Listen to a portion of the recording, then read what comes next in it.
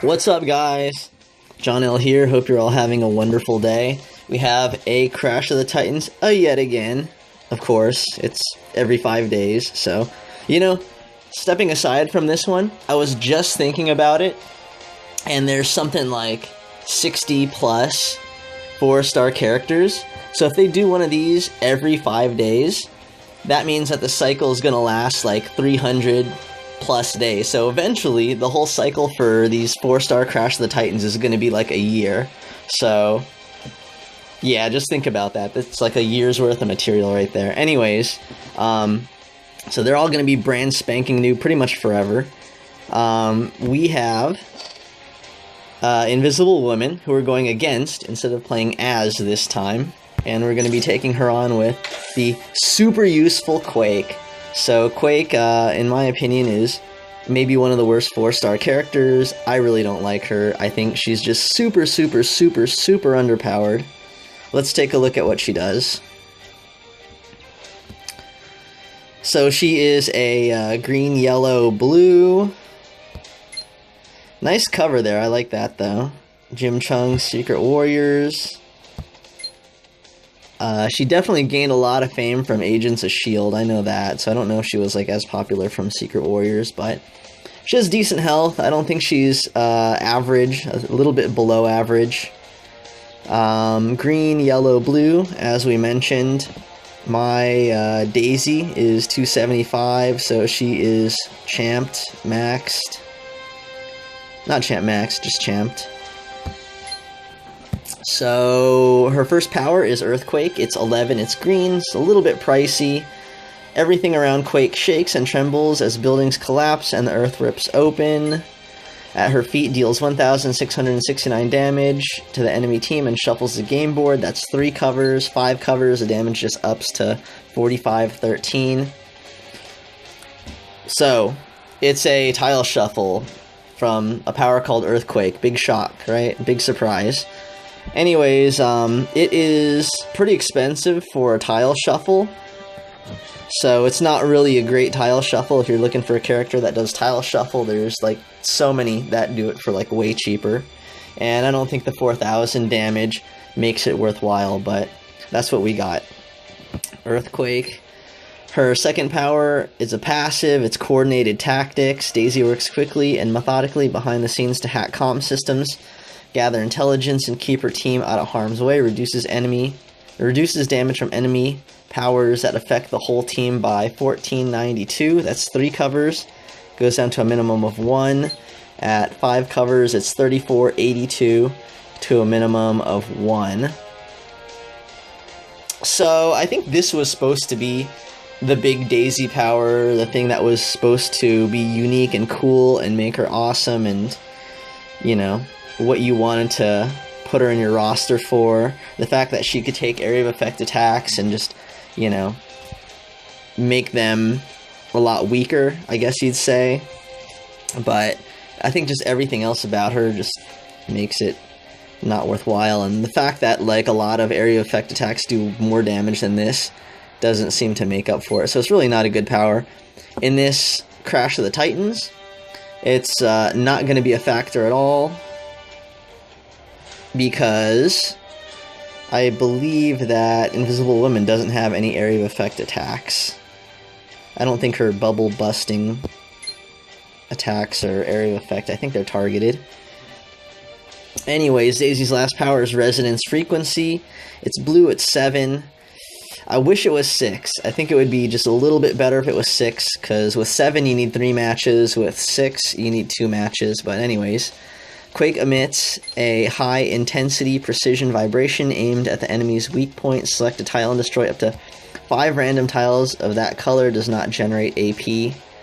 And at 5 covers, it destroys 8 random tiles. That color does not generate AP.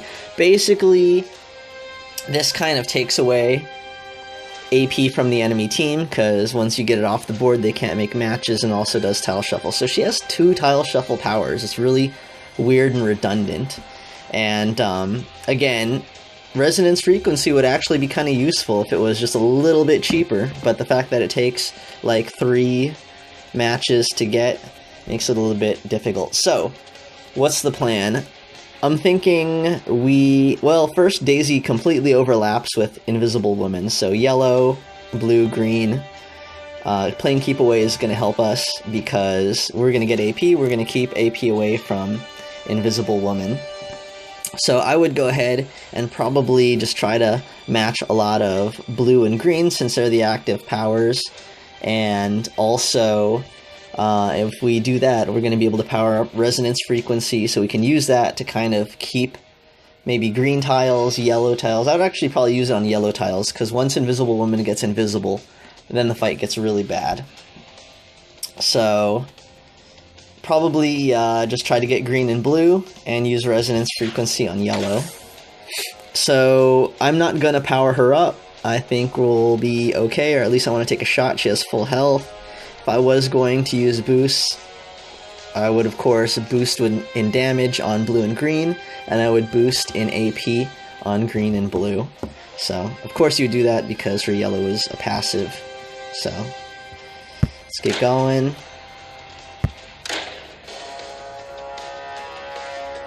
So let's take a look at Invisible Woman really quick before we get into the fight. So she is a yellow, blue, green. Again, colors completely overlap. Her first power, Grant Invisibility. It's a 7, so it's pretty cheap.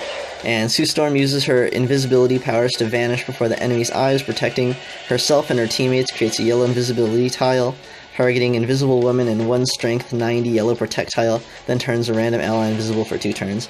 All the ally stuff, of course, doesn't matter. She's going to put down an invisibility tile.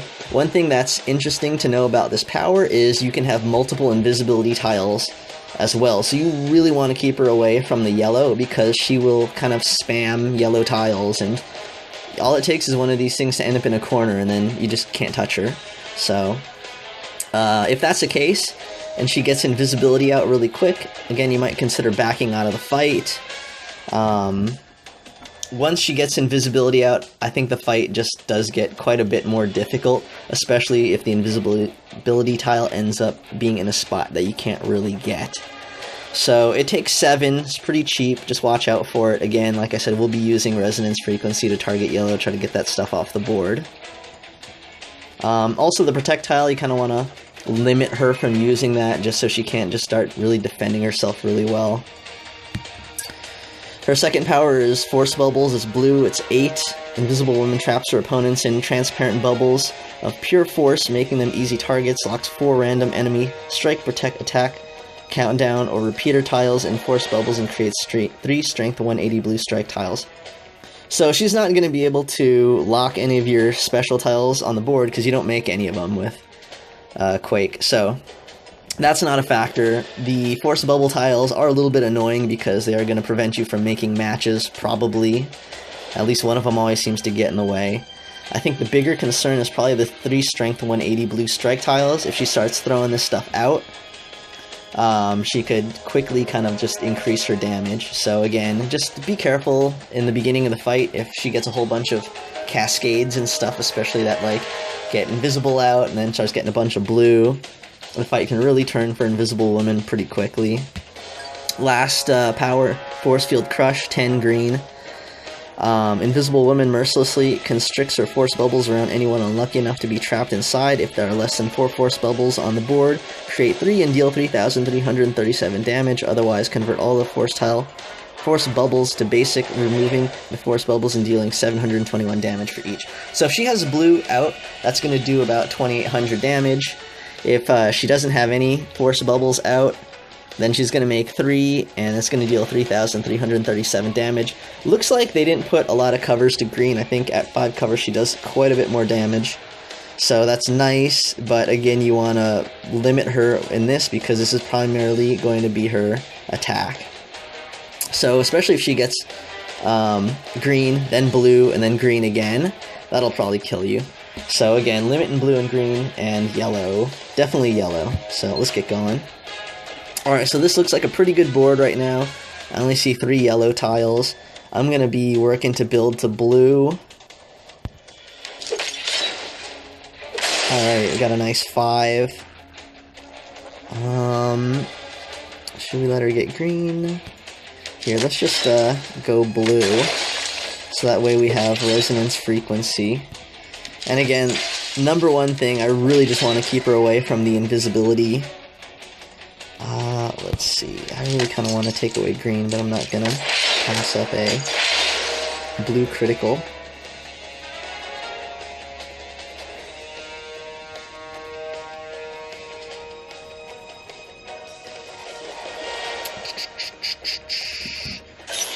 Alright, well, I can cast resonance frequency on the yellow tiles, but I want to keep a couple charges just in case I run into trouble. So let's do that. And this actually works out. I have no idea what an Invisible Woman is trying to do in this match. She doesn't seem to be too interested in yellow or green. Just as I say that. Alright. So there's not a whole lot of anything going on in this fight right now.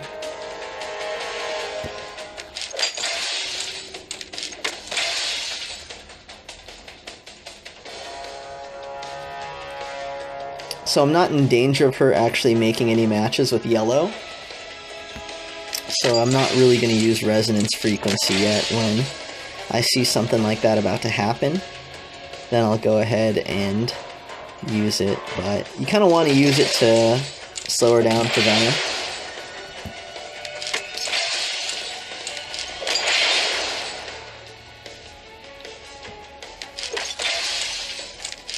Yeah, right now she's...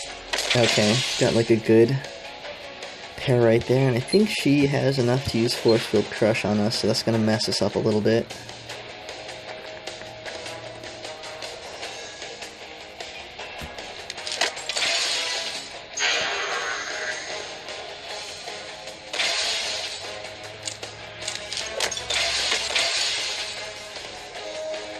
Alright, let's go ahead and use Resonance on the yellow.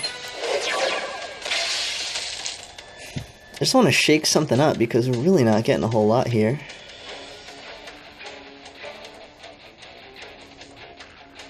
Well, she's going to do this red, so we'll let her do that.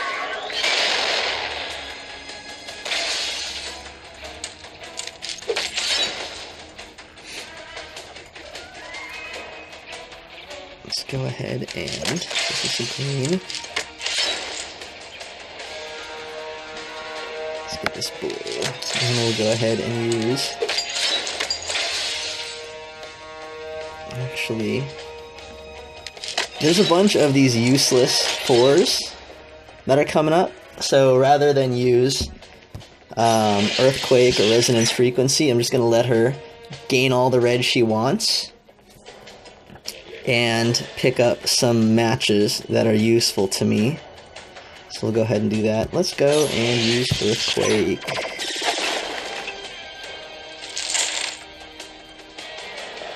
Okay.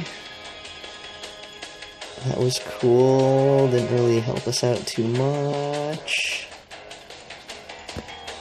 Maybe we should make a blue match. Nope. Alright, we're close to another green, but... how are we doing with resonance frequency?